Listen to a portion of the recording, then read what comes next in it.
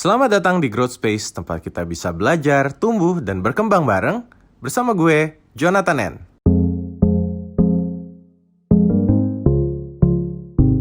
Kali ini kita temanya cukup menarik. Yaitu life tips untuk usia 25.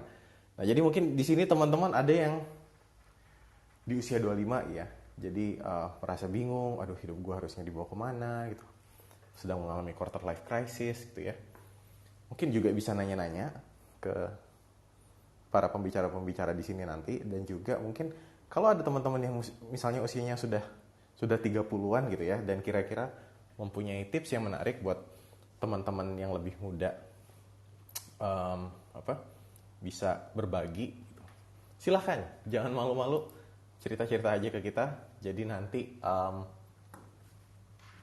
siapa tahu bisa menjadi tips buat teman-teman yang lain. Nah, sambil menunggu pembicara masuk, mungkin nanti gue mau randomly pick orang-orang di sini ya. Jadi biar gue tanya-tanya aja, kira-kira di usia mereka sekarang ada masalah apa sih gitu. Wow.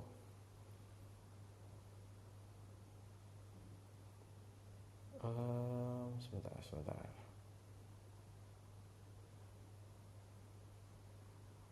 Kita masih menunggu. Ini kira-kira gue lagi mencari yang tampang-tampang tua. Wow, tampang tua. Ada nggak ya? Kira-kira siapa yang bisa ditanyain? Terus misalnya yang ternyata masih muda, jangan take this as a as a insult. Wow, emang muka gue tua? Enggak juga sih. Tapi gue akan randomly pick people juga. Mungkin gue mau mulai dari gue juga ya. Gue cerita-cerita deh. Jadi sekarang usia gue sudah 36 gitu. Dan mungkin ada teman-teman di sini yang bingung kan, aduh di usia 25 gue tuh harusnya ngapain sih gitu kan, gue sebaiknya gimana ya dalam hidup. Terus kayak gue sedang mengalami quarter life crisis gitu. Nah, jadi mungkin itu kita perlu lihat dulu, apakah sebenarnya masalah-masalah itu ada karena memang ada, atau karena memang kita buat-buat. Jadi sebenarnya kita mikirkan masalah yang nggak ada. Nah, mungkin itu bisa diawali dari sebenarnya apakah kita kehilangan tujuan hidup, atau memang kita tidak punya tujuan hidup dari awal gitu ya. Nah, jadi ketika misalnya kalau nggak ada tujuan hidup, nah di situ kita akan merasa bingung. Kira-kira hidup kita mau dibawa kemana ya? Gitu.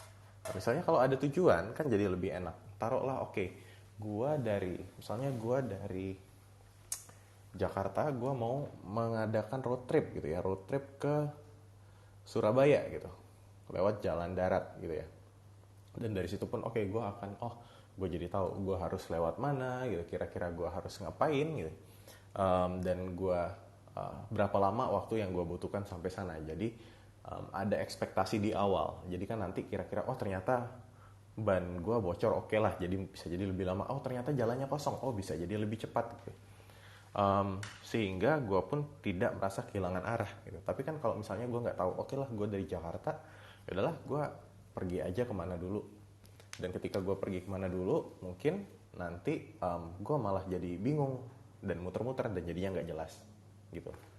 Dan ya itu sih salah satu tips buat teman-teman di usia 25. Jadi mungkin bisa diawali dengan berangkat dari tujuan. Kira-kira hidup mau kemana. Dan ya kita lihat apakah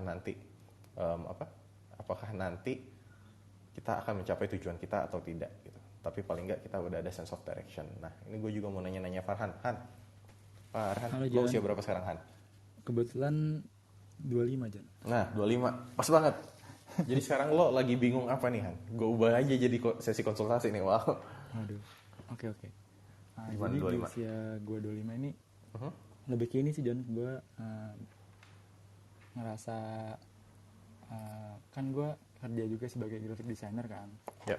Terus gue juga punya bisnis juga kayak clothing gitu. Terus kadang-kadang juga commission. Cuman karena apa ya? Karena setengah-setengah. Jadi kayak kayak nggak berkembang gitu. Karir gue gitu-gitu aja. Terus kayak bisnis gue juga ya stuck gitu aja gitu. Jadi kayak gue tuh orangnya ngejalanin banyak kegiatan, cuman kayak nggak ada yang bener-bener sepenuh hati gitu, dan masih setengah-setengah gitu. Nah itu masih kayak di usia 25 ini kayak apa yang ngerasa gue harus apa gitu ya, gitu sih paling. Jadi bentar-bentar. Jadi yang lo kerjain apa aja sekarang? Commission, terus kayak kerjaan, terus? Commission, kerjaan kantor sebagai graphic designer, terus juga punya bisnis. Terus itu sih paling. Bagus Tiga dong. itu sih yang lagi. Nah, terus lo bingungnya apa? Kayak ngerasa stuck aja gitu selama ini.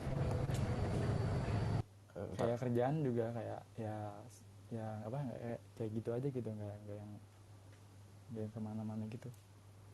Nah, stucknya apakah misalnya sebenarnya perlu digali sih, apakah stucknya karena kerjaan gitu ya, atau sebenarnya stucknya di luar kerjaan, misalnya di rumah gitu ya, kayak bosan, atau misalnya situasi sekarang kayak gue nggak bisa kemana-mana gitu, gue ngerasa stuck di sini gitu. Itu gimana?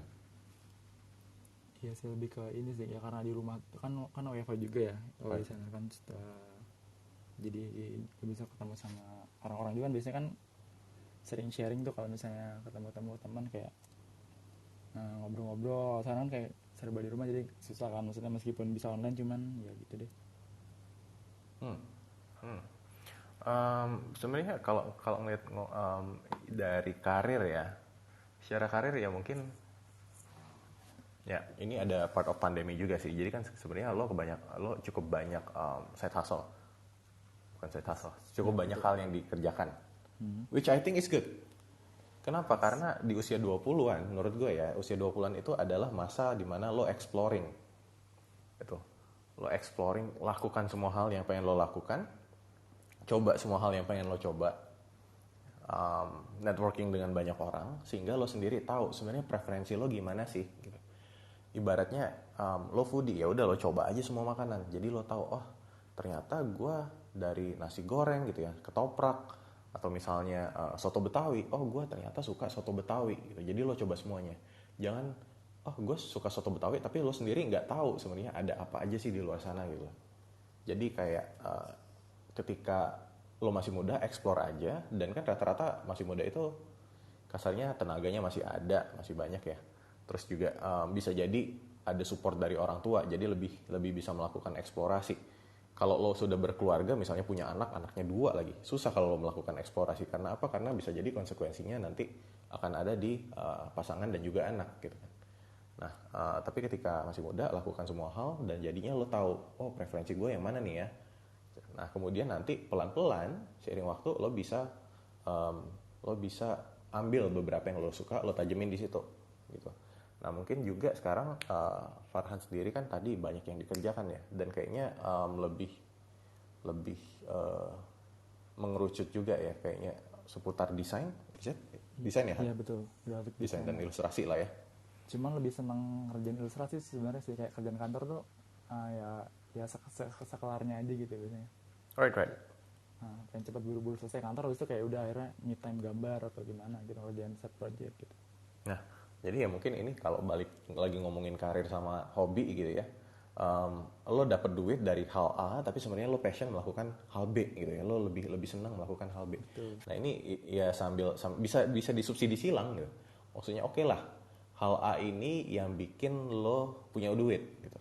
Nah sementara itu lo melakukan hal B gitu ya, agar lo mendapatkan kepuasan dari situ dan juga lo jadi lebih happy.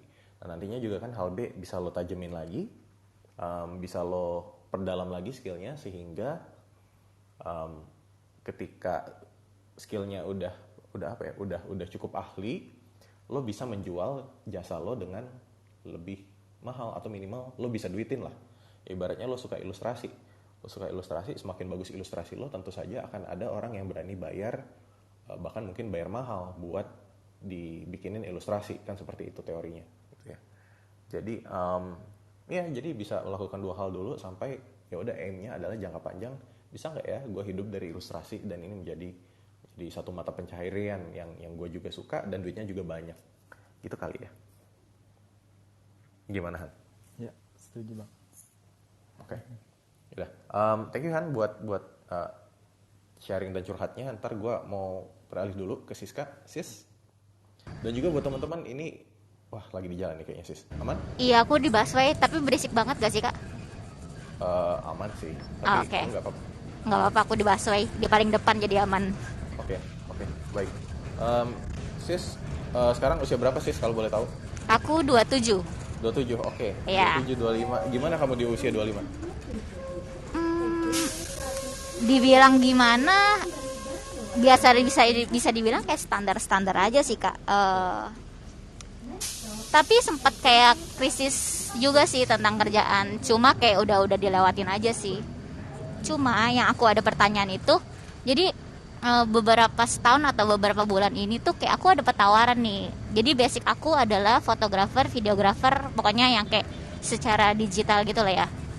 Cuma aku dapat tawaran untuk ngajar di sebuah sekolah yang ada jurusan multimedianya. Oke, bagus dong. Terus? Iya, tapi aku ngerasa kayak bisa gak ya? Soalnya kayak kalau misalkan semua pekerjaan yang lain aku kayak berani coba untuk berani belajar gitu loh. Tapi kalau misalkan aku jadi guru, aku ngerasa kayak kalau aku salah, ini yang masuk atau yang dikorbankan untuk aku belajar tuh banyak orang, kayak murid-murid contohnya, kayak sekelas saja ada 30 orang misalkan kayak gitu. Jadi aku kayak bingung, ambil gak ya? Soalnya kayak guruku tuh itu, jadi kayak itu dulu sekolahku di SMK. Dulu aku SMK-nya akuntansi, tapi kuliahnya ke DKV jurusan multimedia. Nah sekarang di sekolah itu ada buka jurusan baru yang multimedia juga gitu. Ya. Nah jadi guruku tuh sampai bilang kayak nggak apa-apa sih, coba aja mau freelance yang kayak maksudnya pagi aja ngambil kayak sebelum masuk kerja, mau coba gak ngambil kelas ngajar jam 1 atau jam 2 gitu. Habis itu kamu lanjut kerja dan lainnya tuh nggak apa-apa, apalagi sekarang online. Ya. Kayak gitu sih, aku bingung kayak ambil gak ya. Tapi kalau aku ambil mau belajar, tapi masa depan orang nih yang aku ajarin kan kayak masa depannya di aku juga gitu, bukan kayak aku belajar jadi food stylist bisa diulangin lagi gitu, atau aku jadi art director bisa diulangin lagi. Tapi kalau misalkan kita ngajar kan nggak segampang itu gitu. Right. Oke. Mungkin kalau, kasusnya gini.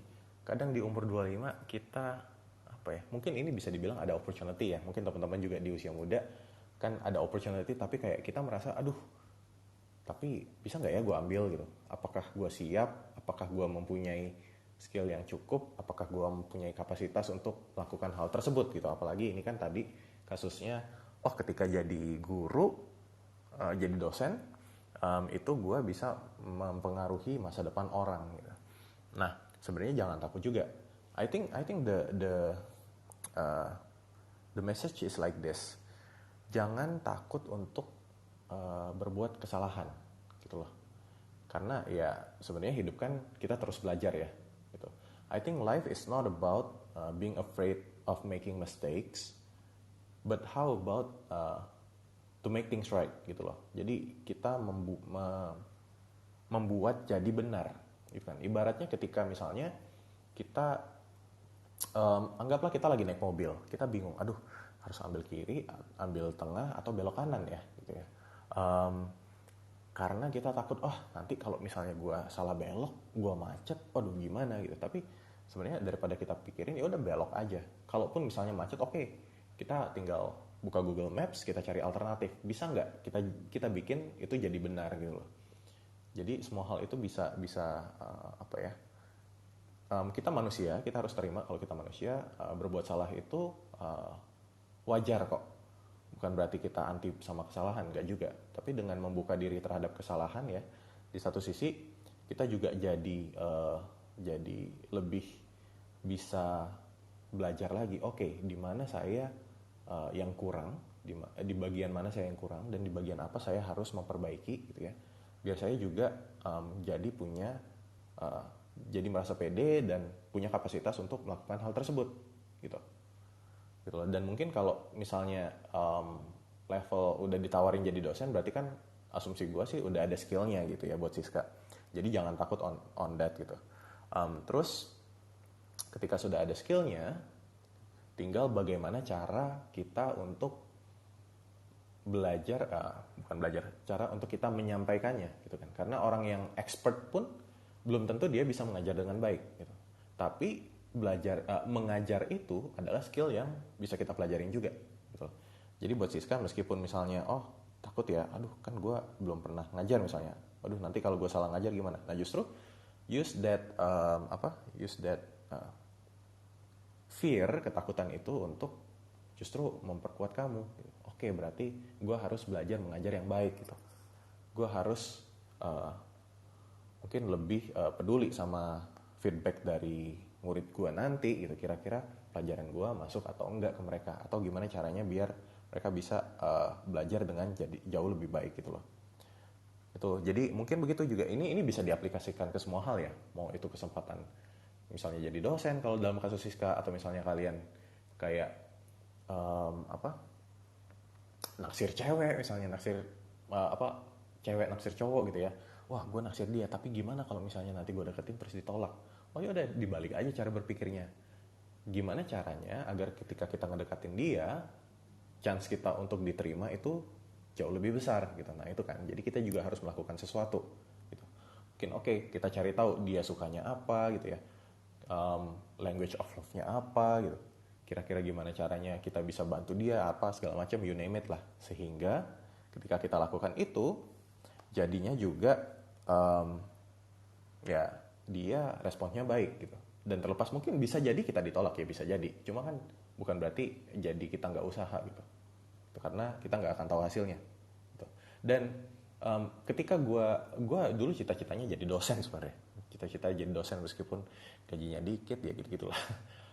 Tapi ketika sekarang yang gue lakukan sebenarnya bukan jadi dosennya, tapi mungkin esensi dari diskusi bareng gitu ya, berkembang bareng dan sharing gitu. Karena gue mungkin ada beberapa hal yang gue pelajarin lebih dulu dibanding teman-teman gitu. Oh ya udah nggak apa-apa gue share. Nah mungkin teman-teman juga ada hal-hal lain yang bisa gue pelajarin juga gitu. Bahkan ketika gue sharing, gue diskusi, itu juga gue belajar sesuatu gitu. Gue belajar untuk mengerti, gue belajar cara menyampaikan sesuatu, gue belajar tentang public speaking juga gitu.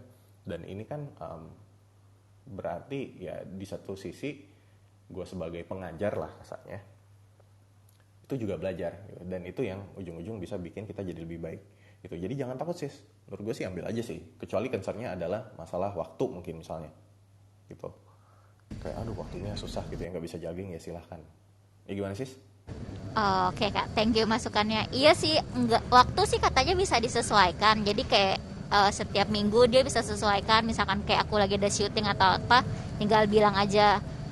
Masalah yang itu tuh, yang tadi tuh yang kayak aku takut juga sih, kayak dulu pernah ngajar tapi kayak ngajar anak SD yang kayak cuma ngeles gitu loh, nggak pernah yang benar-benar ngajar secara kurikulum yang benar gitu.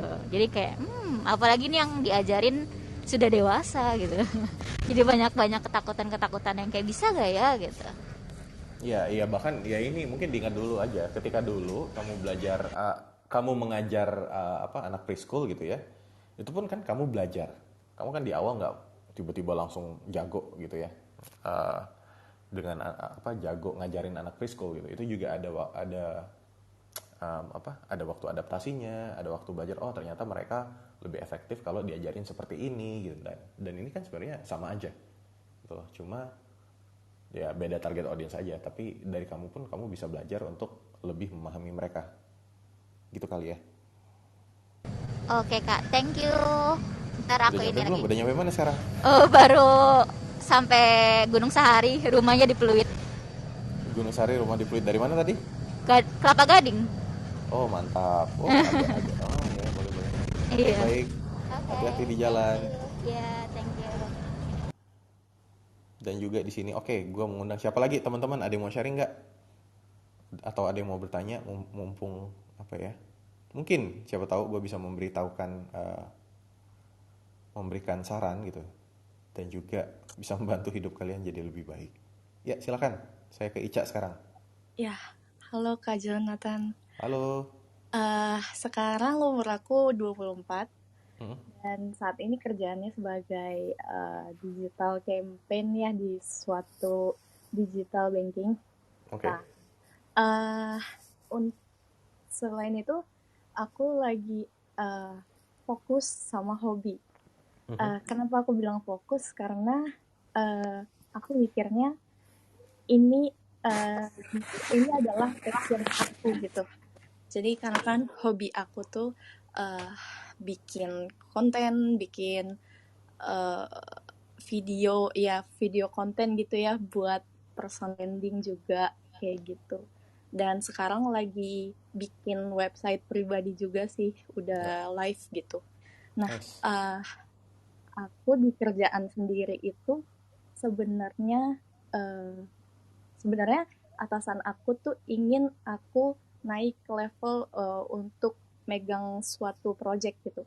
Mhm. Cuman dari aku sendiri, aku tuh eh kalau aku ngelihatnya, aku kayaknya nggak suka di pekerjaan itu gitu. Karena Mhm. ngelihat dari atasanku gitu, aku emang dari dulu tuh nggak suka. Kebetulan tuh dulu sempat magang juga, jadi dari magang sampai sekarang jadi karyawan tetap tuh aku ada di tim ini, Mhm. satu tim gitu. Nah, jadi aku tuh kayak kurang apa namanya ya, bukan yang nggak mau berkembang, cuman nggak mau ke arah situ gitu. Kenapa Karena nggak sukanya? ya karena eh jujur aku tuh lebih mikir pakai otak kanan ya, Heeh. itu eh, creativity kayak gitu-gitu. Sedangkan di pekerjaan aku sekarang tuh lebih ke strategisnya kayak gitu, Right. strategis dan administrasi gitu-gitu. Dan aku pikir aku nggak passionate ke situ gitu. Ya, kemudian kalau dari sisi hobi yang aku bilang menjadi passion ini, sebetulnya udah banyak banget support dari kerabat-kerabat gitu. Mhm. Mereka support ngelihat konten aku kayak gitu, dan mereka appreciate kayak gitu-gitu. Nah, sekarang aku posisinya bingung nih Kak. Aku tuh aku udah tahu tujuannya. Cuman aku takut untuk mencapai tujuan itu gitu. Lebih ke karena kan untuk pekerjaan yang sekarang tuh udah settle gitu ya, bisa dibilang udah settle, udah stabil. Nah, sedangkan yang aku bilang passion ini aku belum ada eh, audiens yang lebih besar, Right. bisa di ya lebih bimbang di situ sih Kak. Aku harus apakah aku harus mengejar passion kayak gitu. Oke. Sebenarnya ini akan kita bahas di webinar. Wow. Jadi webinar minggu depan hari Jumat gue ada webinar karir. Silakan cek di Instagram gue bio-nya. Di bio Instagram gue buat linknya. Nah, sebenarnya oke. Jadi ada beberapa. Yang pertama kan tadi oke, gue dikasih offer buat ngambil satu posisi gitu ya, jabatan. Tapi gue nggak suka posisi tersebut. Gitu kali ya. Ya. Hmm. Nah, sebenarnya nggak apa-apa sih. Jadi ini ada dua approach. Antara satu, em,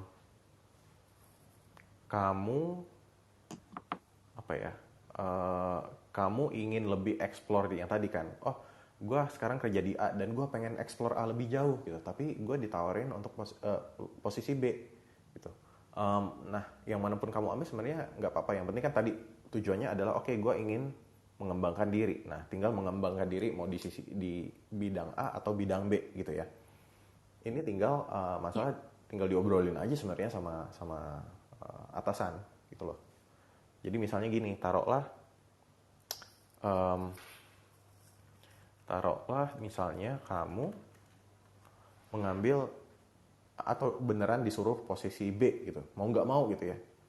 Atasan pengen posisi B, oke, kamu sudah obrolin belum dengan dia gitu? Apakah sudah disampaikan kalau oh sebenarnya saya pengen lebih eksplor di sini Pak gitu. Jadi mungkin ada, ternyata mungkin peluangnya ada dan bisa jadi dinego gitu. Oh ya udah deh, kamu coba eksplor A dulu gitu. Atau misalnya kalau ternyata harus gitu, kamu harus B, ya itu tinggal antara satu, yang mau nggak mau misalnya kamu udah gue tetap mau A gitu, gue mau cabut aja cari peluang buat explore A di tempat lain, atau sebenarnya kamu bisa utilize hal ini buat berkembang gitu. Karena balik lagi sebenarnya kita nggak tahu um, apa ya, bisa jadi hal ini justru bermanfaat di masa depan gitu. Misalnya gini, Steve Jobs dulu, dia itu pas kuliah dia kan drop out ya, dia drop out karena dia merasa oh udahlah uang kuliah ini terlalu mahal buat ibu gue yang single mother gitu ya, dan ya keuangannya pas-pasan gitu, jadi dia drop out karena ngerasa nggak worth it aja biayanya. Nah karena dia drop out, dia akhirnya jadi nggak ada beban, dia ngambil kayak apa ya, kegiatan mahasiswa kali ya, kaligrafi gitu. Dia ngambil unit kaligrafi lah.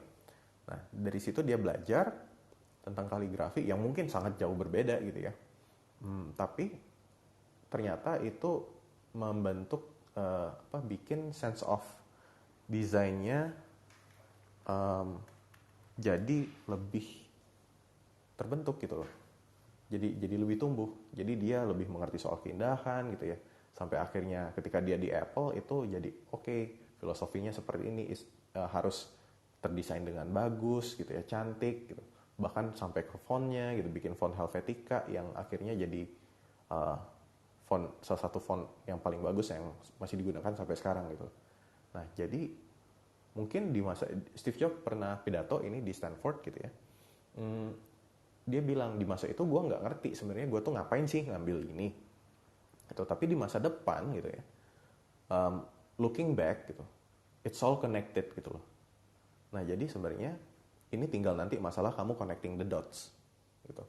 Bukan berarti kayak gue cuma pengen ngembangin otak kanan, mungkin otak kiri ngapain sih dikembangin, gak gitu juga. Tapi di satu sisi mungkin ketika kamu mengembangkan otak kiri, kamu jadi lebih bisa mengambil keputusan jauh lebih bagus karena ada logical gitu. Bahkan kayak gue bisa dibilang gue kan arsitek ya, gue lulusan arsitek, itu otak kiri dan otak kanan itu harus seimbang. Kenapa? Karena ketika kita mendesain sesuatu, mendesain bangunan, itu harus bagus, tapi harus bisa dibangun gitu. Nggak cuma cantik tapi harus logik gitu.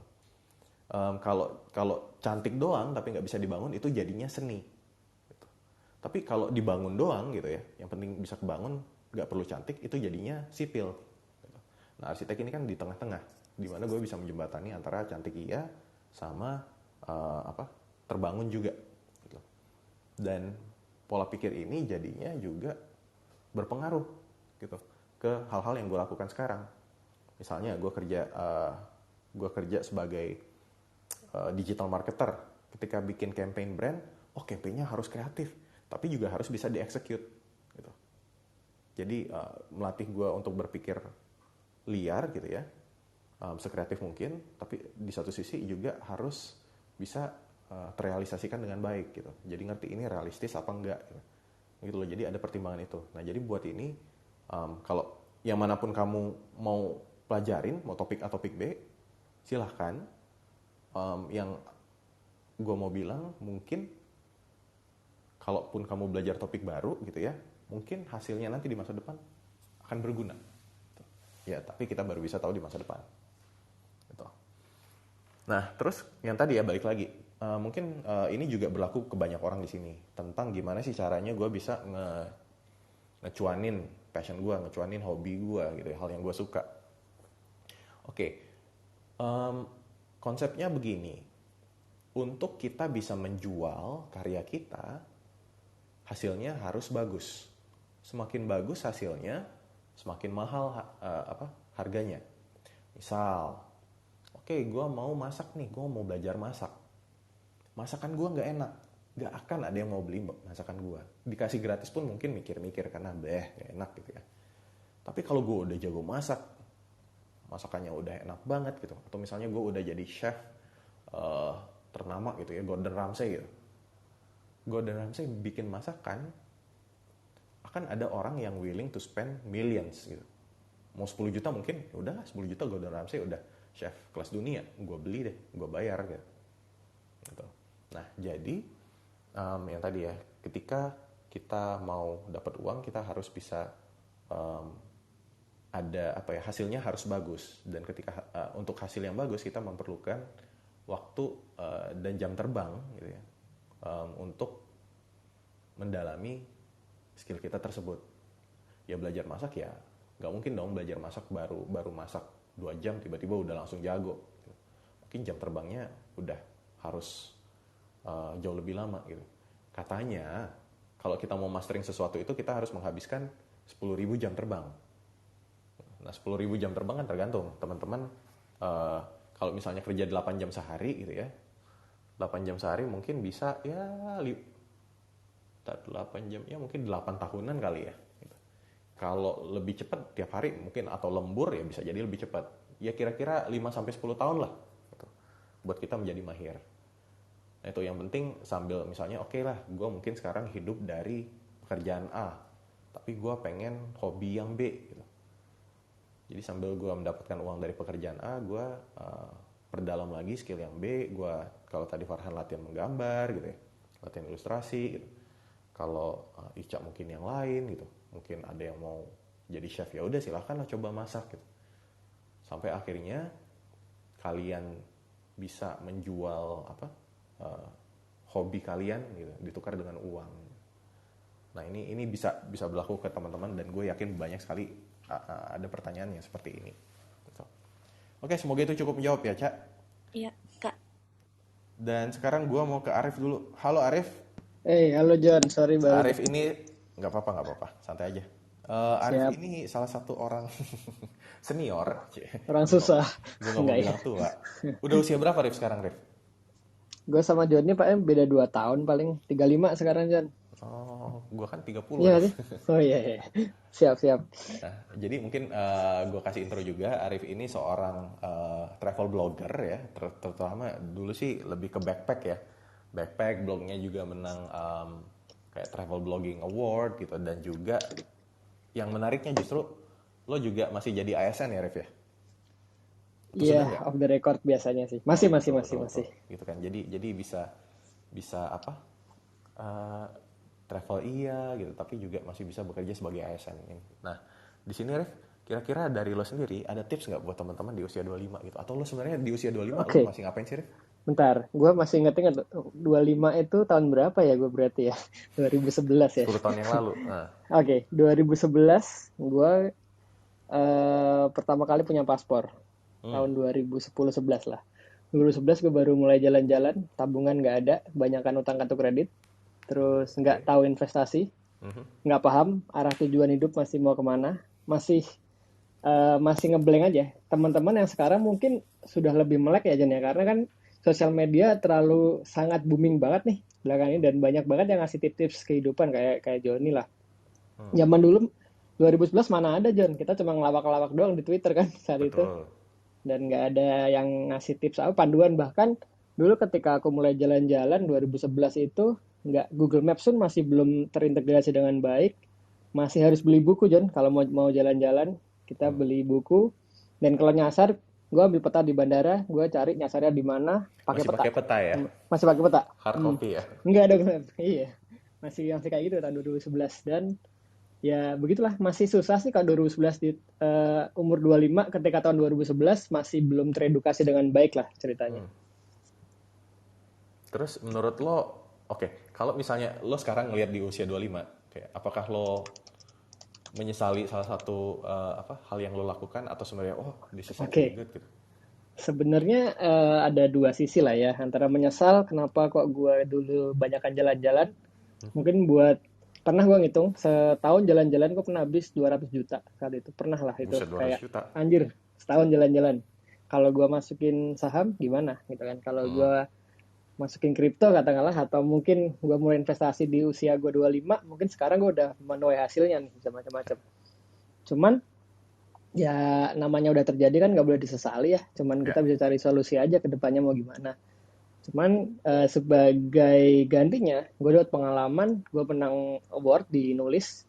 Walaupun sekarang blog udah turun ya pamornya dibanding YouTube dan lain-lain, tapi gue bisa cerita ke teman-teman, dan blog gue udah dikunjungi lebih dari 5 juta orang gitu. Maksudnya kayak orang-orang yang baca blog, dan juga orang-orang yang sudah merasa terbantu dengan postingan visa-visa gue. Kan banyak yang posting visa ya di blog. Betul. Dan gue udah sharing sharing perjalanan ke beberapa negara, ke banyak negara, dan menurut gue ya nggak usah disalin. Memang sebagai gantinya mungkin gue secara finansial gue nggak punya apa-apa mungkin.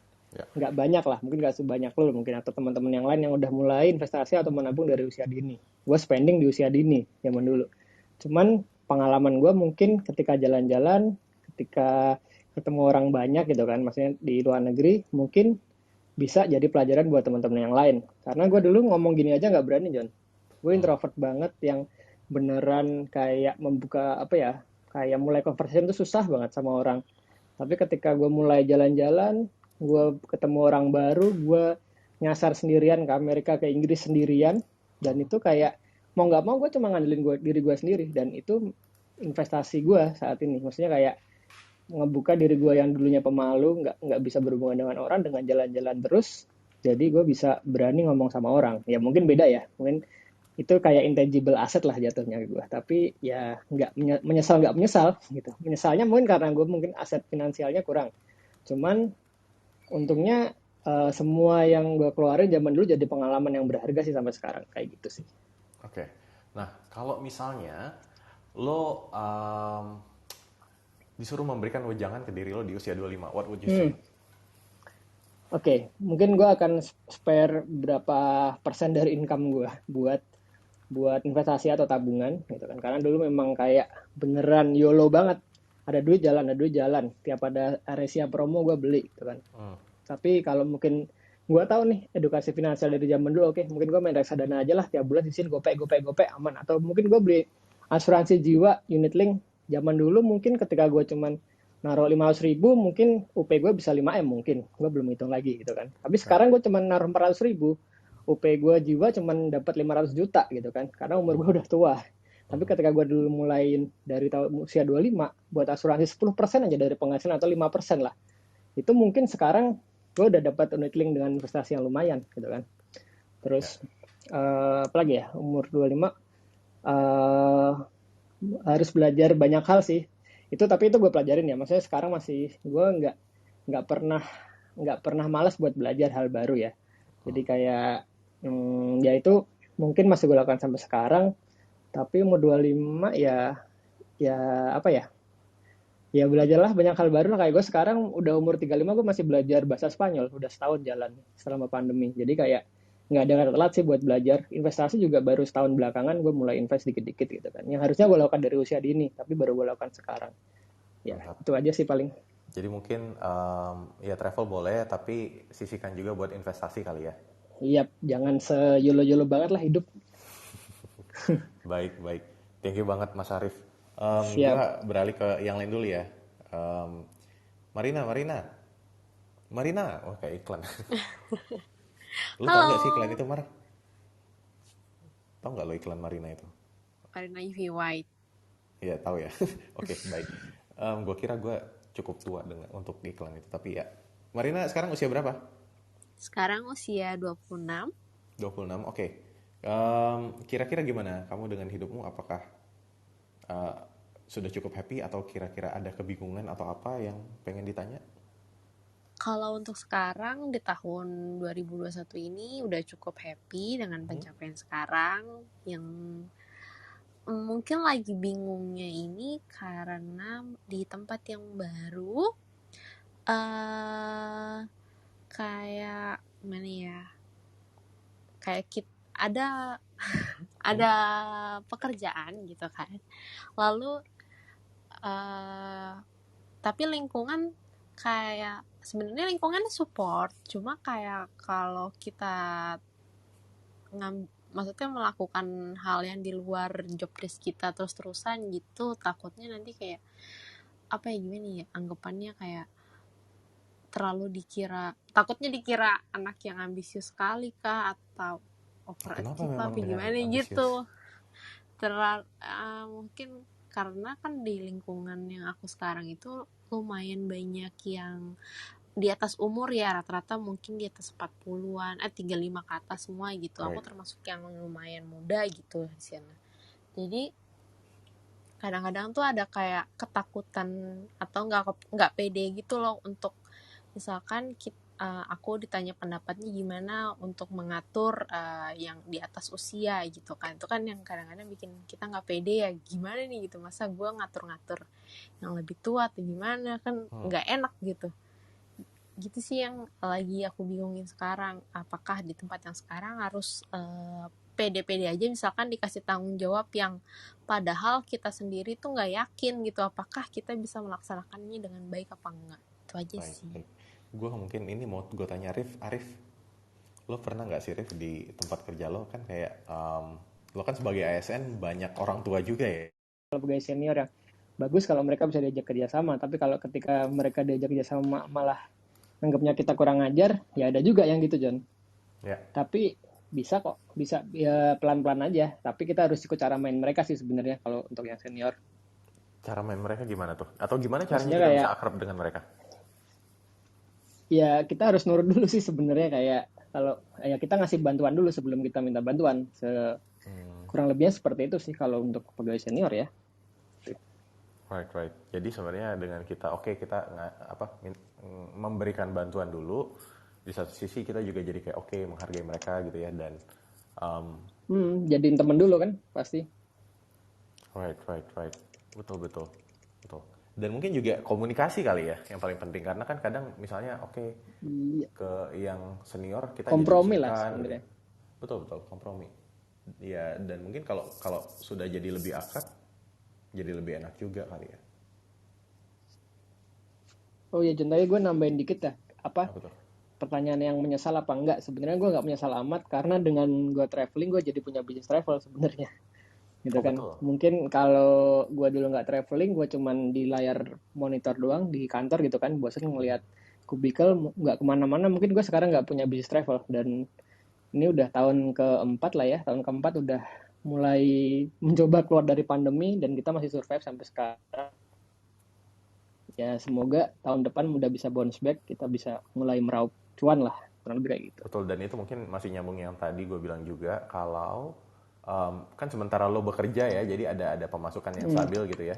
Nah di sini hobi lo juga lo tingkatkan gitu kan. Jadi jam terbang travelnya lo tambah sehingga lo jadi ngerti gimana caranya apply visa, gimana caranya gue travel ke sana sini sehingga lo nanti bisa jadi semacam travel and tour agency gitu kan.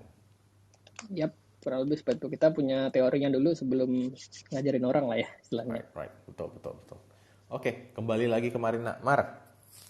Ya. Dalam hal yang lo lakukan misalnya tadi ya, lo harus ngelit yang lebih senior, bukan ngelit yang lebih senior, ngelit yang lebih tua gitu umurnya gitu ya. Kira-kira sekarang, kesulitan yang terjadi apa gitu? Atau ada challenge apa nggak? Lebih nggak enak aja sih karena kan dari sisi usia dan pengalaman tuh juga jauh ya gitu. Jadi kayak ada rasa kayak apakah nanti kalau gue ngelit itu udah cukup baik atau yang gue sampaikan ini udah cukup benar sehingga nanti mereka terima gitu dengan hal itu sih rasanya. Tapi sudah dicoba? Udah sih kalau di permukaan ya pasti nggak ada komplain dong. Iya, tapi hasilnya gimana? Oke aja. Sejauh ini sih oke gitu, tapi lebih kayak kalau masih ada perasaan kalau ditanyain pendapatnya gimana itu kayak takut untuk mengutarakan gitu, takutnya kan apa yang kita lakukan karena minim pengalaman dibandingin mereka kayak takut salah aja sih, lebih ke situ. Kamu sudah pernah nanya feedback dari mereka juga belum? Belum sih.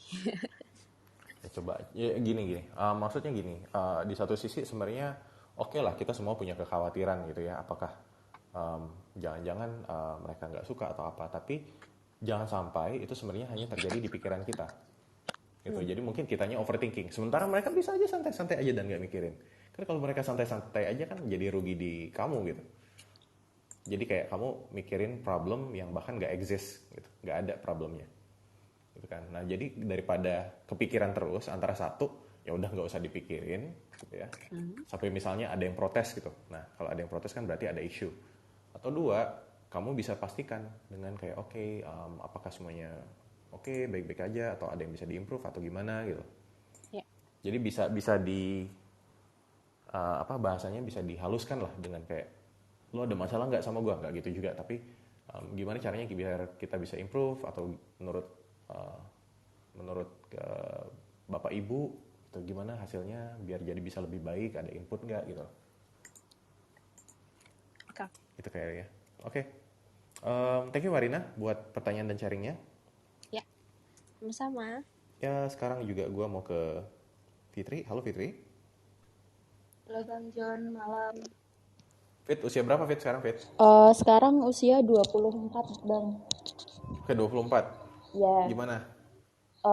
Jadi mungkin ini mau minta pendapat aja ya, lebih ke minta pendapat sama sedikit cerita aja.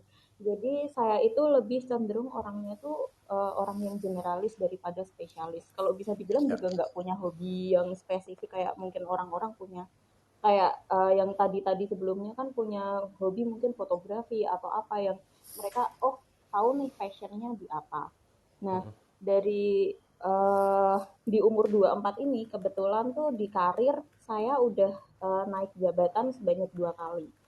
Nah, karena sesuatu alasan setahun atau 2 tahun yang lalu saya memutuskan untuk pindah properti yang lebih besar, at least lebih besar. Oh ya, saya kebetulan ini kerjanya di industri perhotelan, Bang.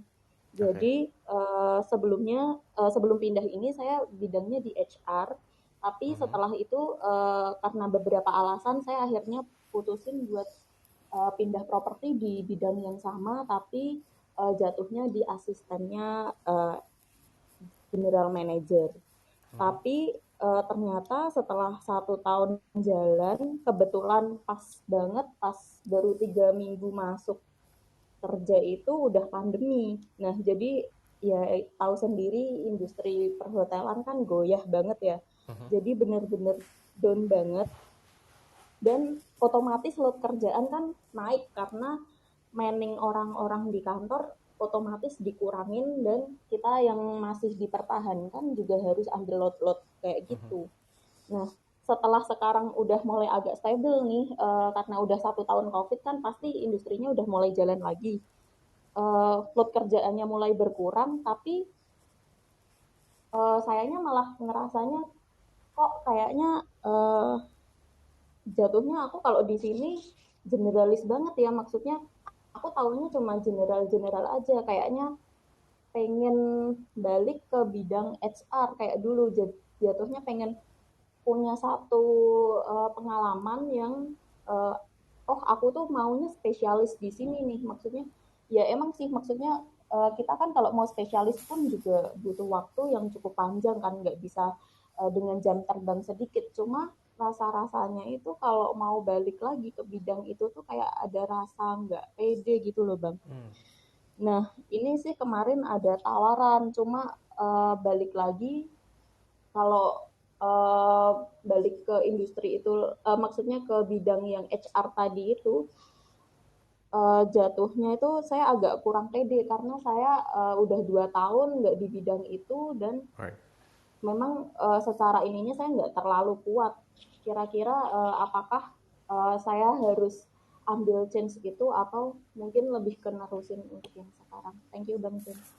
Ya sebenarnya nggak masalah sih kalau misalnya gini, kalaupun misalnya kamu mau kembali gitu ya ke yang kerjaan HR, toh kamu baru 2 tahun doang kan, gitu loh. Kasarnya kamu ini akan bekerja sampai usia 55 lah, usia pensiun ya anggap aja. Berapa tuh, 30 tahun lagi masih kerja. Gitu. Terus Iya, kurang lebih. Apakah 2 tahun dari 30 tahun itu kan bisa dibilang terlambat? Nggak juga. Itu cuma sebagian kecil, ya 10% aja nggak nyampe gitu kan. Nah, jadi kalaupun memang kamu mau balik lagi, gue mau menekuni psikologi gitu, ya silakan gitu. Go for it. Cuma kan mungkin konsekuensinya ya kamu akan kembali ke posisi dulu gitu ya, dengan mungkin benefit atau salary juga ya sama kayak dulu gitu. Gitu doang downside-nya menurut gue. Dan kalaupun mau explore yang sekarang nggak masalah juga gitu. Dan jangan takut misalnya dengan kemunduran sedikit lah, mau itu pandemi mau itu apa ya, karena menurut gue pintu peluang itu akan selalu ada. Ibaratnya begini, gue pun dulu ngarsitek di Singapura. Ketika gue ngarsitek di tahun 2008 itu ada krisis ekonomi dunia, Lehman Brothers gitu kan. Krisis ekonomi ini perusahaan gue juga kena di tahun 2009 itu. Perusahaan gue jadinya melay-off beberapa karyawan, termasuk gue. Nggak beberapa sih, hampir setengahnya di lay-off gitu kan, termasuk gue. Nah, gue langsung apply ke Singapura, diterima, tapi izin kerja gue ditolak. Itu karena mungkin waktu itu juga banyak tenaga kerja lokal yang kena layoff, jadinya prioritas tenaga kerja ke orang lokal dulu dibandingin gue. Nah, karena itu gue jadi balik ke Indo, dan balik ke Indo kemudian gue main sosmed dan jadi kenal banyak orang, Arif juga salah satunya. Dan dari situ kemudian gue mulai karir sebagai sosmed admin. Dan fast forward 10 tahun kemudian ya gue jadi head of social media di agency gitu, di startup gitu ya. Dan itu menjadi karir gue gitu loh. Jadi mungkin balik lagi, teman-teman jangan takut, wah apakah yang gue lakukan ini salah gitu ya. Bahkan sebenarnya bisa jadi itu malah membawa kita ke pintu peluang yang baru. Mungkin kalau misalnya gue lanjut ke arsitek gitu ya, mungkin gue nggak kena layoff, gue lanjut ke arsitek, bisa jadi gue sukses, bisa jadi gue arsitek yang biasa-biasa aja, bisa jadi juga. Kita nggak akan pernah tahu. Yang penting adalah di situasi apapun yang kita hadapi, jangan takut untuk memberikan yang terbaik. Gitu. Jadi buat teman-teman di sini jangan terlalu pusing lah dengan, aduh, apakah keputusan yang gue ambil benar atau tidak, gitu ya. Tapi sebenarnya bisa lebih ke gimana caranya agar keputusan gue ini menjadi benar. Gitu aja sih. Oke, thank you Bang John. Oke, Fit. Terima kasih. Nah, ada Diskartes. Langsung aja gue undang loh. Diskartes, ayo naik. Kakanda. Lagi di jalan, John, gue dengerin. Di jalan kemana sih? Baru balik loh. Enggak, dari airport. Oh, dari airport. Ini bisa diganggu nggak? Bisa lah ya? Siap, bos. Ya udah. Jadi begini Kakanda, lo di usia 25 lagi ngapain nih? Gue lagi kuliah, bos. Kuliah? Iya. Kuliah apa? Kuliah akuntansi sambil kerja gue. Usia segitu mah. Oke. Menurut lo apa ya? Yang lo banggakan atau misalnya ada hal yang lo sesali nggak di usia 25 itu? Hal yang paling gue banggakan di usia 25 adalah gue udah gak minta duit sama nyokap. Itu udah gue banggakan sih. Sederhana banget. Bagus. Itu doang. Dan hal yang gue sesalin gak ada sih. Gak ada, bos. Berarti bisa dibilang lo cukup happy dengan lo di usia 25 itu? Gue cukup happy, man. Karena gue ada kerjaan, gue masih bisa kuliah. Even duit gue juga gak banyak-banyak amat. Tapi at least masih ada di lingkungan yang normal buat gue. Itu udah cukup buat gue sih. Baik. Nah, dan kan bisa dibilang lo ini juga orangnya, ya sekarang kan bisa dibilang jadi salah satu financial advisor ibu kota lah ya. Wow. Lo usia berapa sekarang? Gue 34. Nah, 34. Kalau misalnya lo di usia 34 nih, ngelihat lo di usia 25 ya. Ada nggak wejangan yang pengen lo sampaikan ke usia 25 lo itu? Kalau misalnya kita ngomong ideal ya, seandainya nih. Dan selamat malam semuanya, selamat malam teman-teman. Sorry kalau sinyalnya jelek karena gue dari perjalanan. Jadi kalau misalnya gue sekarang lihat gue yang 25 dulu, ya gue pasti akan ngasih advice lah. Jangan jadi orang yang emosian, jadi orang yang lebih wise gitu kan. Karena buat gue usia-usia segitu, kalau gue temperamen banget dulu ya, temperamen sekali. Terus masih bisa kerja, itu buat gue masih bagus. Advice-nya ya enjoy the life, gak usah neko-neko, nikmati hidup. Itu aja sih, John. Gue gak terlalu banyak ekspektasi di usia 25 pas itu ya. Kalau ngomongin soal keuangan deh, kan tanggung nih lo udah financial advisor gitu ya. Ada tips nggak buat anak-anak di usia 25 tuh harusnya gue apain sih duit gue?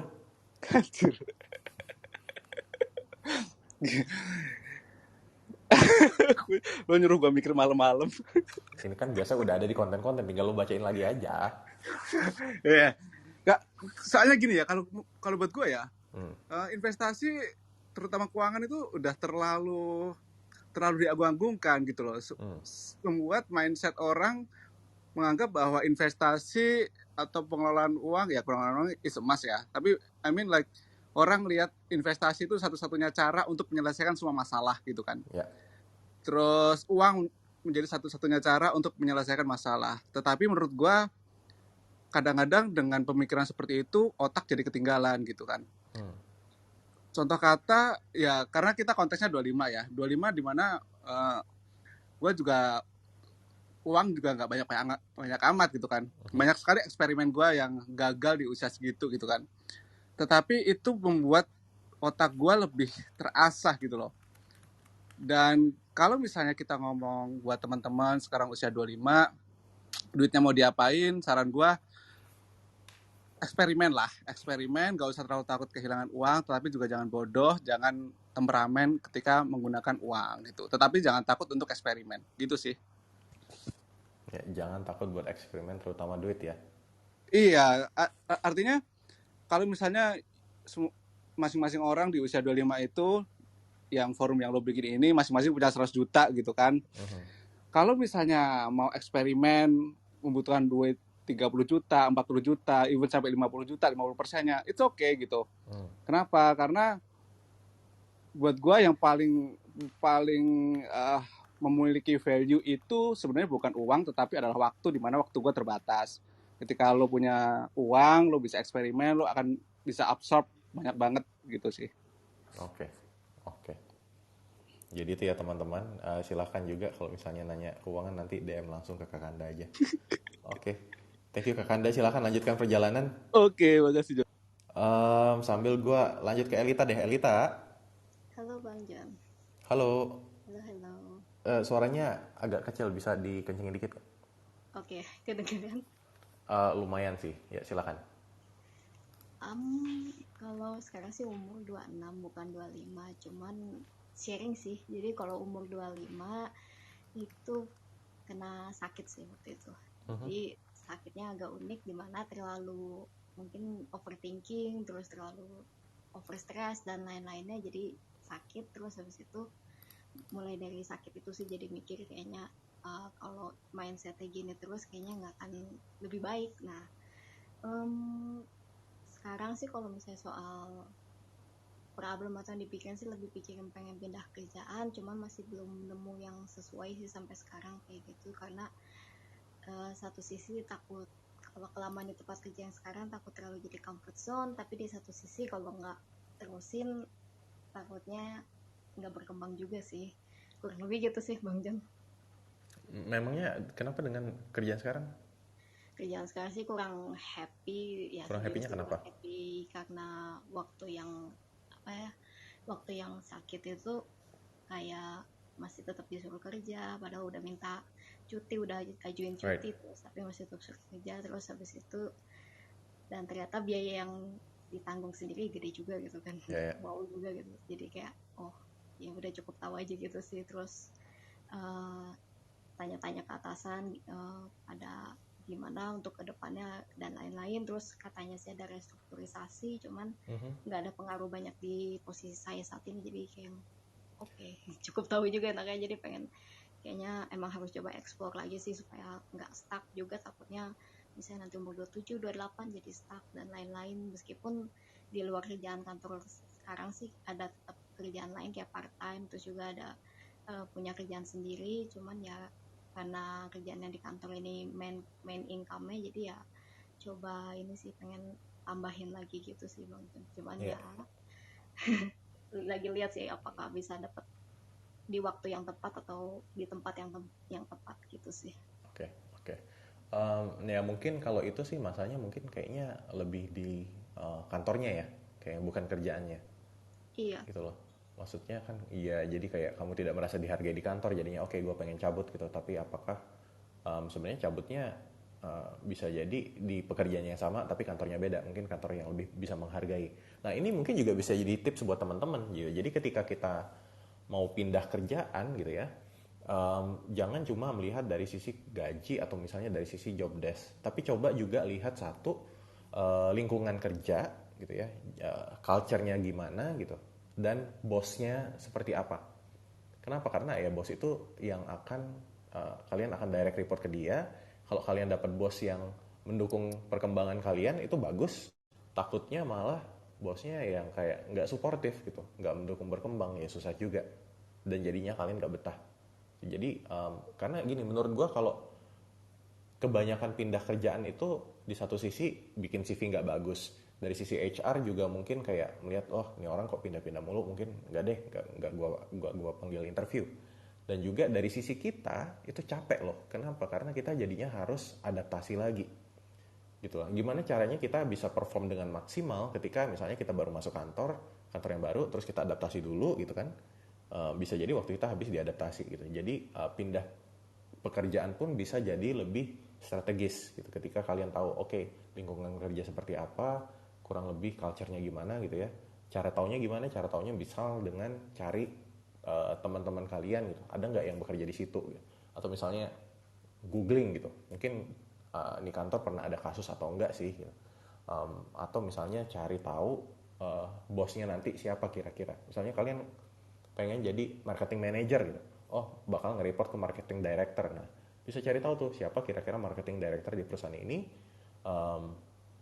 Ya lihat-lihat aja, cek-cek profil di sosial media atau apa gitu. Siapa tahu dia juga ada berita-berita di media gitu. Oh, ternyata dia orangnya bagus, ternyata pemikirannya apa gitu kan. Jadi kita jadi tahu, jadi ada gambaran kira-kira bisa nggak ya gue kerja sama nih orang.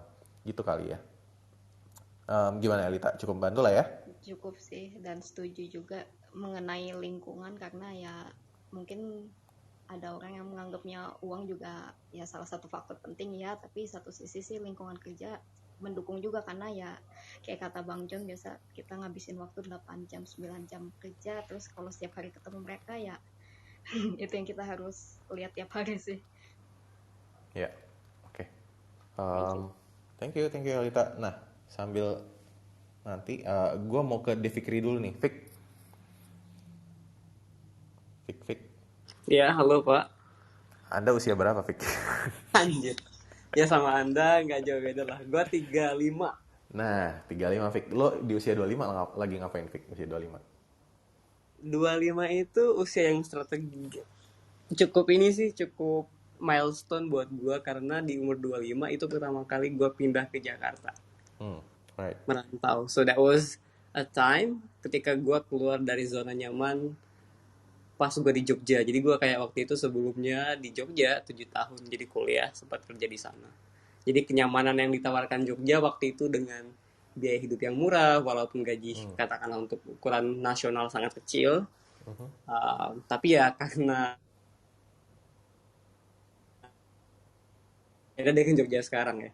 So, jadi di umur 25 itu kayak big milestone buat gue untuk keluar dari zona nyaman untuk mencapai apa yang ingin gue capai lah, intinya kayak gitu. Right. Dan kayaknya lo cukup happy nih di usia 25 lo. Atau I would say happy as in ini ya. Tapi itu gue ngerasa umur 25 itu pas kemarin kayak memang betul-betul waktu di mana gue harus memutuskan sebuah keputusan yang besar, karena ya meninggalkan sebuah kota ya. Dan memulai hidup baru di kota yang gue istilahnya belum ada pengalaman sama sekali gitu, dari nol banget. Ya. Dan kalau misalnya lo sekarang nih di usia 35 disuruh ngasih wejangan kalau usia 25, kira-kira apa yang bakal lo katakan? Ke gue personally, gue sendiri ya. Betul. Ini sih mungkin harusnya gue bisa jangan terlalu lama di zona nyaman. Jadi karena gue di Jogja kemarin kan cukup lama ya. Jadi begitu gue lulus kerja sekitar 3 tahunan, gue ngerasa kayak, buat gue pribadi ngerasa kalau misalnya gue pindah dari Jogja dan ke Jakarta lebih awal, let's say mungkin 2 tahun lebih awal, ya mungkin I could have done more aja sih, mungkin ya, I don't know. Tapi kan waktu itu kan kasusnya gue emang nggak dapat kerjaan di Jakarta, jadi emang terpaksa di Jogja sih jatuhnya. Right. Itu berarti jangan terjebak di zona nyaman ya. Iya, maksudnya kita boleh menikmati tapi kita tahu batas kapan untuk move on. Right. Dan ini kan kalau bisa dibilang juga nih, lo kan sekarang juga karirnya lumayan ya, mulai dari kerja di startup unicorn sampai sekarang jadi kerja di Facebook Singapura juga gitu ya. Nah, ada nggak tips buat teman-teman gitu? Siapa tahu ada yang mau berkarir kayak lo juga dari startup kemudian di perusahaan multinasional gitu ya. Kira-kira tips apa sih yang bisa dilakukan oleh teman-teman biar bisa berkarir kayak lo? Di umur 25 ya? Mungkin setting the foundation dulu atau apa terserah. Iya, jadi kalau menurut gue sih harus berani ya, dan maksudnya orang kan sering bilang untuk selain keluar dari zona nyaman tuh kan sebetulnya risk taker kan, hanya untuk orang-orang yang berani mengambil resiko. Karena ketika dia keluar dari zona nyaman, dia nggak tahu di depan mata tuh akan kayak apa, apakah sesuai dengan ekspektasi dia atau tidak. Ketika misalnya dia ketemu dengan manajer yang oke, enak, tapi ketika ketemu dengan manajer yang nggak oke, susah hidupnya jadi kan. Cuma dengan memiliki ability untuk mengambil resiko, ya sama kayak main saham lah kasarannya, high risk high return. So tapi tentu dengan estimasi lah ya. Lo juga sering sharing banyak tentang itu. So it is also really applicable lah untuk teman-teman di usia 25 ketika lo misalnya mau mencapai mimpi lo, ya memang harus mengambil resiko itu gitu. Dan melihat momentum gitu. Iya, karena menurut gue life is a gamble. Semua hidup kita adalah gamble. Dan tadi kan, misalnya gue mau pindah karir, itu juga kita gambling. Tapi sebenarnya kita bisa memperbesar kemungkinan sukses. Caranya gimana ya? Caranya bisa research, bisa cari tahu, bisa perlengkapi diri dengan skill yang tepat dan lain-lain kali ya. Tuh. Nah makanya yang pas tadi lo highlight bahwa sering pindah-pindah nanti CV-nya nggak bagus dilihat. Karena untuk case gue kan gue sering pindah-pindah kan. Ada betulnya bahwa kalau dari perspektif HR, ini anak pindah-pindah dan segala macam. Tapi kalau misalnya kita ngelihatnya dari perspektif talent atau diri kita sendiri, akan berbeda kan ceritanya gitu. Jadi memang pindah-pindahnya itu simply tentu dengan perhitungan, tentu dengan research, tentu dengan alasan yang jelas, nggak hanya for the sake of pindah doang gitu. Right, oke. Thank you banget Vic buat wejangannya. Semoga bisa bermanfaat buat teman-teman yang muda di sini. Gue ke Albert dulu. Halo Bert. Halo Bang John. Kecil banget Bert, gedein dikit suaranya Bert. Halo, gini. Nah, better. Ya gimana Bert, mau sharing, mau tanya atau apa? Lo usia berapa dulu sekarang? Gua 24, hampir 25. 24. Oke, silakan. Mau sharing, mau bertanya, mau apa gitu? Oke. Jadi sekarang gue ini kerja posisi sebagai bisnis analis di salah satu bank. Nah, tapi gue ngelihat kayaknya kerjaan di tempat gue ini bisnis analisnya kayak agak melenceng gitu loh. Posisi doang bisnis analis tapi kerjanya enggak sesuai gitu. Karena yang gue tahu seorang PA itu harusnya kayak mereka menganalisa data gitu ya dari proses bisnis yang udah jalan.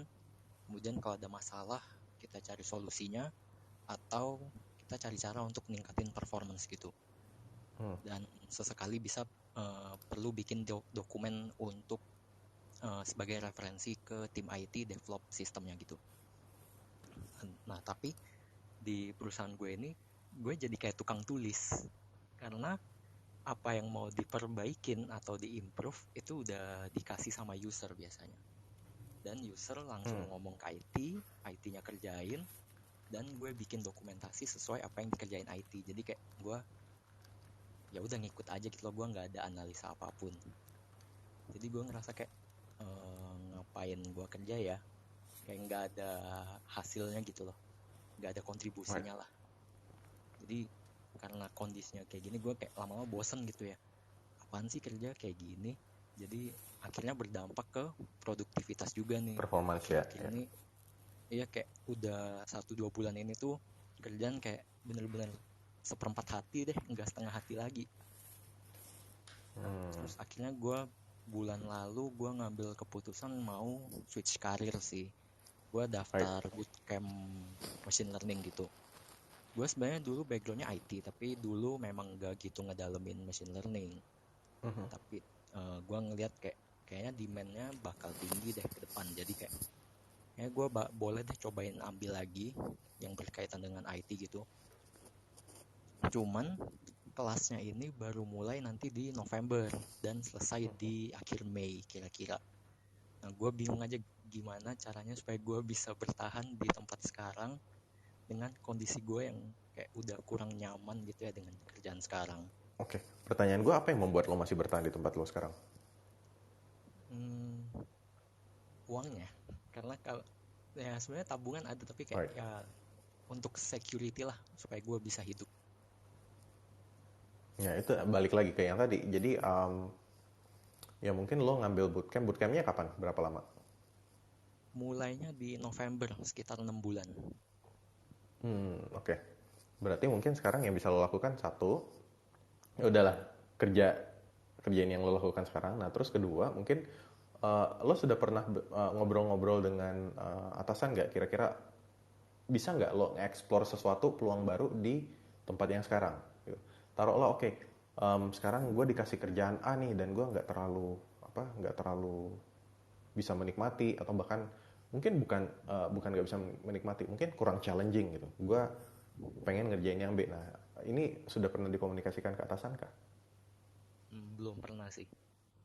Nah, itu jadi mungkin juga bisa coba itu, karena kadang gini, bisa jadi gitu ya, ketika kita bilang gue tuh mau explore, gue sekarang ngerjain A tapi gue mau explore B, bisa jadi itu ada di company kita sendiri loh, bisa jadi.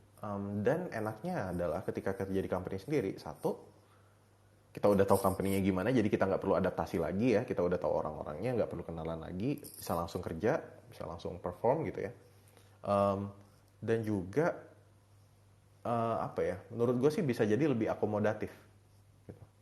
Lebih akomodatif, jadi kayak ya orang-orangnya udah kenal, ya bos juga udah tahu, mungkin dia mau langsung bantuin aja gitu.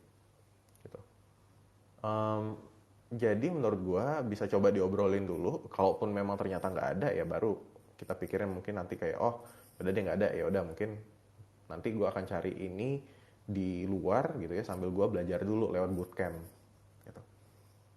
Jadi jangan takut buat teman-teman, mungkin ini tips lagi, jangan takut buat teman-teman buat ngobrol sama superior, sama atasan tentang tentang karir kalian itu keinginannya seperti apa sih, kalian mau karir kalian dibawa kemana sih gitu. Siapa tahu atasannya akomodatif, dia bisa membantu kalian memberikan bimbingan gitu ya ke arah yang kalian mau. Karena apa? Karena atasan juga manusia gitu. Kita tidak bisa mengerti keinginan semua orang gitu kan. Kita nggak bisa baca pikiran gitu. Gue pun pernah ketika bekerja, gue punya bawahan 15 orang gitu. Gue nggak bisa tahu masing-masing mereka mikirnya seperti apa. Cara biar gue tahu gimana? Ya tanya satu-satu, ajak ngobrol gitu kan. Ajak ngobrol sehingga jadi tahu, ternyata si A dia maunya mau menekuni di bidang marketing. Si B dia mau explore dari marketing, dia mau explore mungkin business development. Si C dia nggak ambisius. Kenapa? Karena dia tahun depan mau menikah, dia mau jadi ibu rumah tangga gitu loh. Nah jadi kan ketika tahu bahwa tiap orang mempunyai motivasi yang beda-beda, mungkin gue jadi bisa lebih akomodatif. Tapi akan lebih baik juga kalau sebenarnya ini bisa datang dari bawahan juga yang membuka komunikasi ke atasan. Jangan takut gitu, karena nggak ada salahnya. Gitu kali ya. Gimana Bert? Oke, thank you Bang John. Ya mungkin bisa dicoba. Dan gue beralih ke Rai deh. Halo Rai. Halo. Rai sekarang usia berapa Rai? I'm 23. 23? Oh masih muda. Silakan. Mau tanya, mau sharing? Silakan loh. Apa ya? I think like biasanya kan kalau di umur aku kan pasti banyaknya fokus ke kuliah kan. Mostly like finishing their studies. Tapi kalau aku tuh cabut kuliah malah. I didn't finish my studies. Kayak aku malah pursue to become entrepreneur. Jadi kayak it was tough lah untuk kayak ninggalin kuliah, but I did it. And my time is like focusing on how to build my career moving forward kan. Terus aku ngerasa juga ya mungkin for me like cert doesn't really help me, but my skills does. So kayak gue merasa kayak skill itu yang membuat kita lebih gampang untuk berinteraksi, gampang untuk kayak networking, and yeah, that's how I'm focusing right now juga sih gitu. Right. Gue setuju banget sih soal itu. Ya memang terlepas dari society kita kan kayak lebih mementingkan ijazah, tapi satu lagi punya ijazah belum tentu berarti bisa kerja. Nah itu kan ada yang namanya masa probation untuk memperlihatkan apakah dia benar-benar bisa bekerja atau tidak. Nah tapi di satu sisi yang sebenarnya dibutuhkan itu kan lebih ke skill. Dan skill itu sebenarnya bisa kita dapatkan dari banyak cara, nggak hanya lewat kuliah atau sekolah ya, gitu. Kan ya banyak juga cerita-cerita misalnya pendidikan SD tapi bisa sukses gitu loh. Karena apa? Karena ya ujung-ujung dia belajar dari luar sekolah sebenarnya.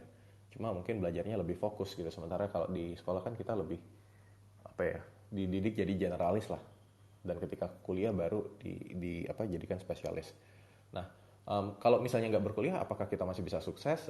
Ya bisa aja. Cuma jadinya kita harus lebih proaktif gitu kan. Jadi kita yang harus lebih menentukan, oke, kita maunya apa sih, kita butuhnya skill apa sih, dan di mana caranya kita bisa mencari itu gitu. Jadi kalau misalnya di dunia perkuliahan mungkin kan itu kan semua sudah ada kurikulum, lo akan belajar ini sehingga hasilnya begitu gitu.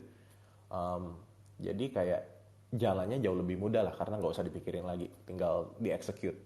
Tapi ketika nggak kuliah ya jadinya lo harus mikir sendiri. Di satu sisi bisa jadi peluang.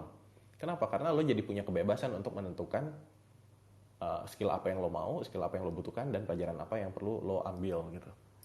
Itu kali ya. Oke, thank you banget Ray buat sharingnya. Ada yang mau ditambahin lagi nggak Ray?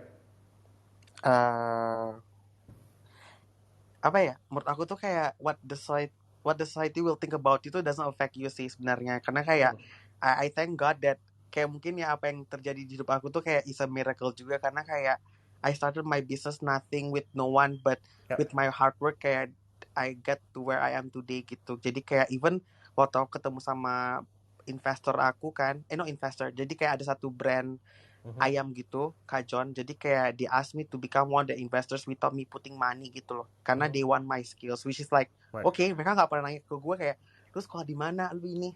Cuma my portfolio and how I do my work itu udah dipandang banget sama mereka. So ya, jadi kayak anak-anak muda yang kayak cabut kuliah terus masa hidupnya just like that, enggak sih sebenarnya. Kayak there's so many hopes for us to move forward. Ya, nice. Thank you for sharing ya. Semoga juga bisa menginspirasi teman-teman di sini. Jangan sampai misalnya, aduh, gue nggak kuliah itu menjadi hambatan buat kalian buat berkembang. Oke, thank you Ray buat sharingnya. Gue sekarang beralih ke Melvin. Melvin, salah satu senior juga nih. Halo Vin. Halo teman-teman. Halo John. Lo sehat Vin? Sehat John. Usia berapa sekarang Vin? Sorry ya, karena ini ngomongin life tips buat usia 25, jadi harus diverifikasi dulu usianya. Gue usia 26 John. Bercanda sekali Anda. 32. Nah, lo di usia 25 ngapain Vin? Usia 25 tuh gue kayaknya baru bikin start finansialku ya. 25 sih bikin finansialku John. Lulus kuliah tuh 23, 2 tahun ya bikin finansialku, lagi gedein finansialku. Lagi cari funding John. Oke, nah mungkin buat teman-teman konteks juga, Melvin ini adalah CEO dari Finansialku, dia financial planner lah. Gitu. Berarti umur 25 bikin bisnis ya. Apa yang membuat lo bikin bisnis di usia 25 itu, Vin? Karena ini ya, John ya. Gara-gara gue lihat kayaknya sih kalau misal waktu itu nggak kepikiran untuk berkarir aja, John. Terus gue lihat ada peluang, kemudian juga ada kepengen gitu, kayak aku rasa kayaknya kalau dengan adanya solusi baru tentang perencanaan keuangan, kayaknya itu bakal berbeda deh di Indonesia gitu, bakal banyak yang bisa kebantu gitu, jadi orang bisa lebih sejahtera gitu.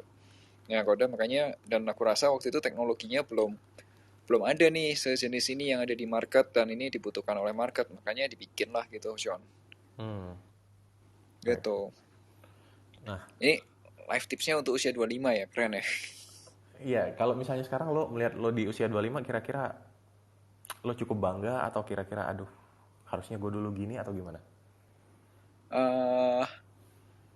Sebenarnya sih kalau dibilang bangga ya oke lah, cukup lah ya, tapi nggak sebangga itu sih. Aku pikir harusnya bisa lebih ya, apalagi kalau misalnya ada orang yang mengarahkan gitu, karena waktu itu mungkin juga pas waktu itu ya John ya, kayaknya 2-3 tahun lalu tuh semua startup itu tuh di drive sama unicorn yang sekarang kan. John.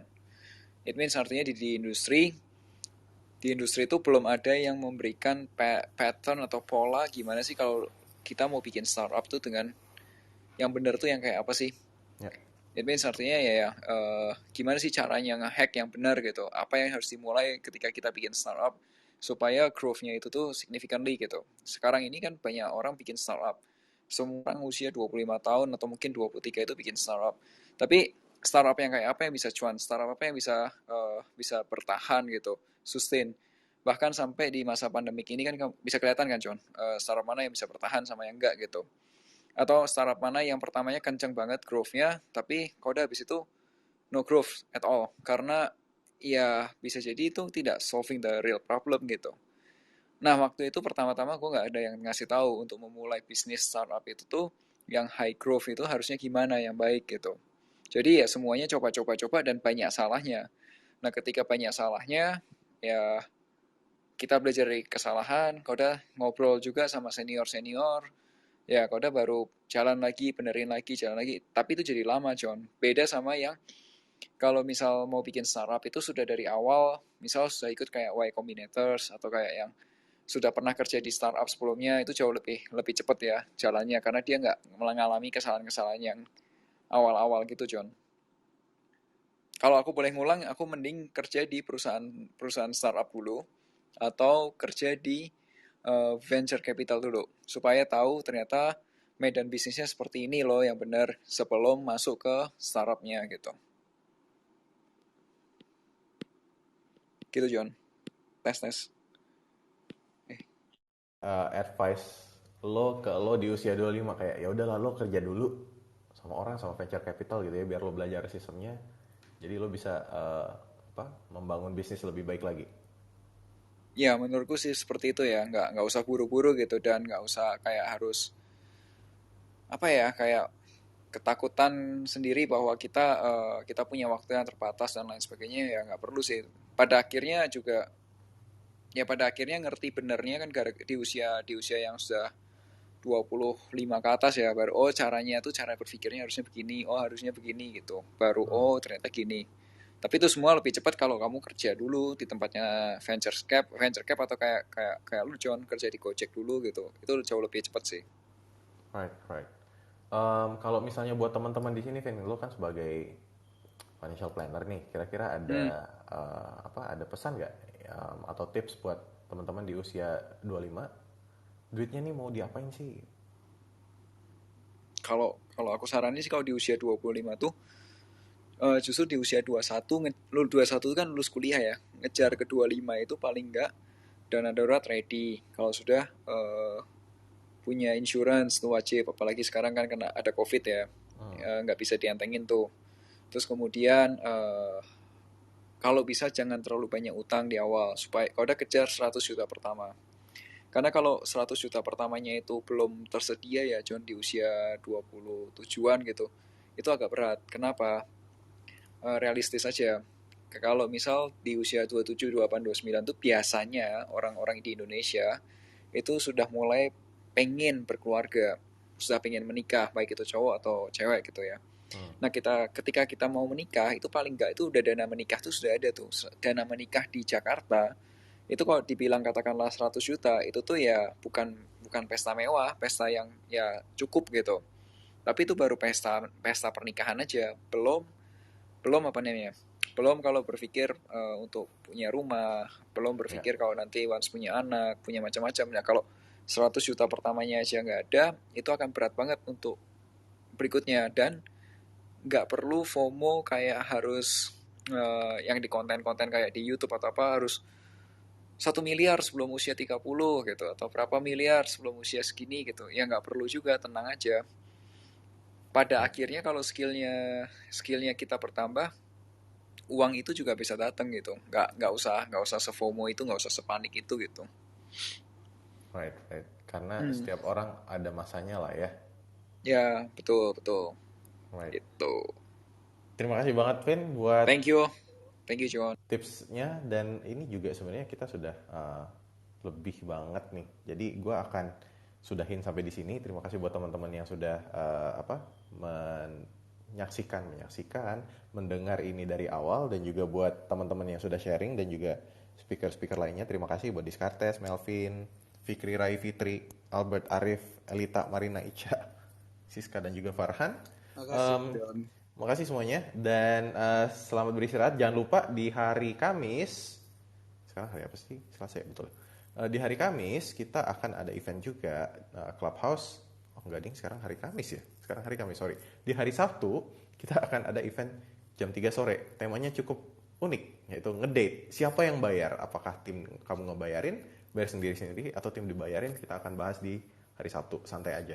Tuh, dan jangan lupa di hari Selasa dan Kamis depan juga kita ada sesi Clubhouse tiap jam 8 malam. Selamat beristirahat buat teman-teman, dan sampai jumpa di sesi Clubhouse berikutnya. Terima kasih. Thank you. Thank you semua. Thank you. Thank you.